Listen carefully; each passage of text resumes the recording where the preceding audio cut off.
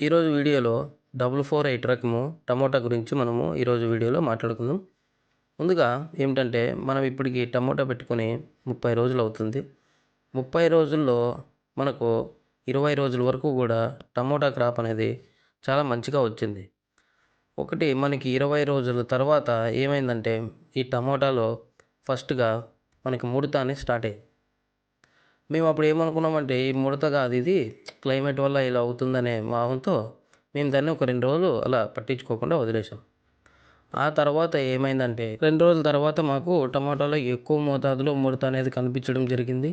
అప్పుడు మాకు ఏం చేయాలని కూడా అర్థం కాలేదు. చాలామంది నిపుణులు వచ్చి చూశారు. ఆ చూసి వాళ్ళు చెప్పింది ఏమంటే ఇది ముడత అని చెప్పలేము, లేకపోతే వైరస్ అని చెప్పలేము అనే భావనలో చెప్పుకుంటూ వెళ్ళారు. ఆ టైంలో మేము సుప్రీమో అండ్ జైహో మందులను మనము పిచికారీ చేయడం అనేది జరిగింది.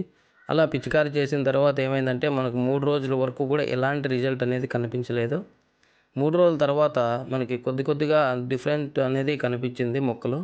ఆ తర్వాత దానికి తర్వాత ఇంకొకసారి పిచికారీ చేయాలనుకునేసి ఆ పిచికారీలో జీనియస్ ఫిప్రోనిల్ అనేది మేము ఎకరాకి ఒక లీటర్ నీటికి 2 గ్రాములు చొప్పున వాడాము. వాడినందున మాకు ఒక 1 వీక్‌లోనే చాలా డిఫరెంట్ అనేది తెలిసింది మొక్కలో. ఇప్పుడు మాది నాటి ఈరోజు కరెక్ట్‌గా 30 రోజుల పంట. 30 రోజులైనా కూడా ఇప్పుడు మొత్తం అంతా కంట్రోల్ అయిపోయి బాగానే ఉంది ఈ మందులు వాడడం వల్ల. మేము చెప్పడం ఏమంటే ఇప్పుడు మాకు తెలిసిన విధానంలో మేము ఇలా స్ప్రే చేసుకోవడం వల్ల మాకు మందులు తగ్గాయి. ఇంకా చాలామందికి కొన్ని కొత్త పద్ధతులు, అనేక రకాల పద్ధతులు తెలిసి ఉంటాయి. ఎవరికైనా అట్లా తెలిసి ఉంటే కొత్త పద్ధతులు మా వీడియో కింద కామెంట్ పెట్టండి.